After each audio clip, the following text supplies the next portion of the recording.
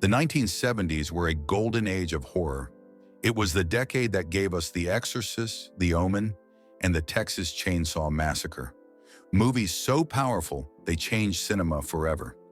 But in the shadows of these towering blockbusters, other films were released. Films quieter, stranger, and sometimes far more unsettling. They didn't always have the budget, or the marketing, or the critical acclaim. Some were too disturbing, too experimental, or too far ahead of their time. They slipped it through the cracks, remembered only by late-night TV watchers, cult film collectors, or the few brave souls who stumbled into the wrong theater at the wrong time. Yet today, these forgotten nightmares are being rediscovered. And when you watch them, you realize something chilling. While the famous horror movies of the 70s shocked us, these hidden gems lingered. They didn't just scare you in the moment. They stayed in your head, haunting you for days, weeks, even years. This is the other side of 70s horror.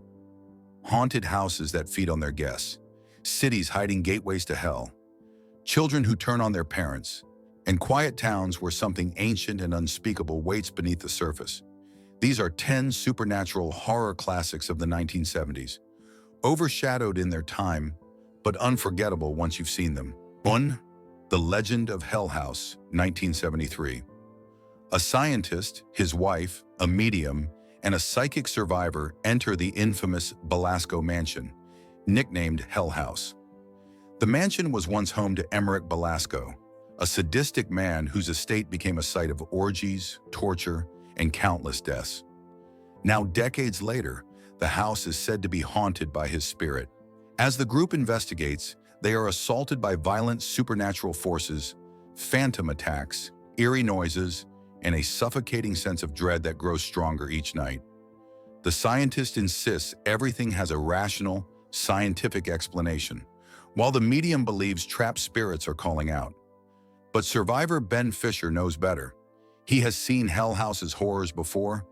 The deeper they go, the more the house breaks their sanity. In the end, it is revealed that Belasco himself, twisted and cruel even in death, has become the source of the house's evil. The house isn't just haunted, it is alive with Belasco's lingering corruption, feeding on anyone foolish enough to enter. 2. The Sentinel, 1977. Allison Parker, a beautiful young model, thinks she has found the perfect new home in a New York brownstone. But the longer she stays, the more she realizes something is wrong. Her neighbors are strange, some grotesque, some unsettling, some who seem to appear and disappear without warning. Even stranger, a blind priest sits day and night in the apartment above hers, staring endlessly out the window. Allison begins suffering terrifying visions, faces in mirrors, strange noises in the night, and nightmarish images of hell itself. She tries to escape, but the truth becomes unavoidable. The building is a gateway to hell. The priest upstairs is not just blind. He is the sentinel, the eternal guardian who keeps the demons imprisoned within. Now Allison has been chosen as the next sentinel. Her body weakens, her mind collapses, and she realizes she must sacrifice her life to guard the gate. In the end, Allison sits at the window, blind like the priest before her, her beauty and youth stolen, another prisoner of the endless war against hell. 3. Let's Scare Jessica to Death, 1971. Jessica, a fragile woman recovering from a mental breakdown, moves to the countryside with her husband and their friend, hoping the quiet life will heal her. The town they settle in is cold and unwelcoming, and Jessica begins hearing whispers, seeing figures in the water, and feeling that she is being watched. In their new home, they meet Emily, a mysterious young woman who seems oddly out of place. Jessica becomes convinced that Emily is a vampire, luring them into danger. Her fears grow stronger as Emily charms the others and strange deaths occur around them. But Jessica's history of mental illness makes everyone dismiss her warnings. Is Emily truly a vampire feeding on them, or is Jessica slipping back into madness? The film never fully answers, leaving viewers with the unsettling thought that maybe the horror is both.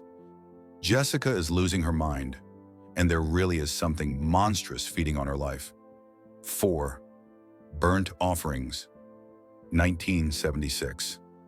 The Rolfe family, husband, wife, their son, and an elderly aunt, move into a decaying mansion for the summer, thrilled by the low rent. The only condition, they must care for the owner's elderly mother, who lives unseen in a locked upstairs room. At first, the house feels like a dream, but soon it becomes a nightmare. The husband grows increasingly violent and unstable. The wife becomes obsessed with the house, and their young son is drawn into dark accidents. Each time the family suffers, the house seems to grow stronger. Walls repair themselves, paint brightens, gardens bloom. The truth is terrifying. The house feeds on its residents, draining their lives to renew itself. By the end, the family is destroyed. The elderly mother upstairs was never real. She was the house itself, a shell for the evil that devours generation after generation. 5. The Changeling, 1979. John Russell, a grieving composer who lost his wife and daughter in a car accident, moves into an old Seattle mansion to escape his sorrow. But the house does not let him grieve in peace. He hears pounding noises at night, doors open on their own, and he sees visions of a small child in a wheelchair. With the help of a local historian, John uncovers the mansion's dark secret. Decades ago, a crippled boy was murdered by his wealthy father, who replaced him with a healthy orphan to inherit the family fortune. The ghost of the murdered child is still trapped in the house, demanding justice. John's investigation brings the truth to light, exposing a powerful political figure whose family legacy was built in murder. The boy's ghost finally finds peace, but not before the mansion itself seems to collapse in flames of vengeance. 6. House of Dark Shadows, 1970. Barnabas Collins, a vampire from centuries past, is accidentally freed from his coffin. He seeks to restore his family's fortune and find his lost love, who he believes has been reincarnated in the present day. At first, he hides his true nature, charming those around him. But the hunger for blood consumes him, and victims pile up. His attempt at romance is doomed because his curse cannot be broken. Love and monstrosity cannot coexist. The film ends in gothic tragedy, with Barnabas consumed by the very darkness he tried to control. 7. Messiah of Evil, 1973. Arletty arrives in a strange California seaside town to search for her missing father. The town feels empty, lifeless, its people cold, pale, and strange. She meets drifters who tell her about a dark stranger who once visited the town a century ago and promised to return. Soon, Arletty sees horrors herself. Locals feasting on raw meat in a supermarket, a young woman slaughtered in a movie theater while no one reacts, and the ocean itself filled with corpses. She realizes the town has become a cult of the undead, awaiting the stranger's return. Arletty herself begins to change, her body succumbing to the infection of the town.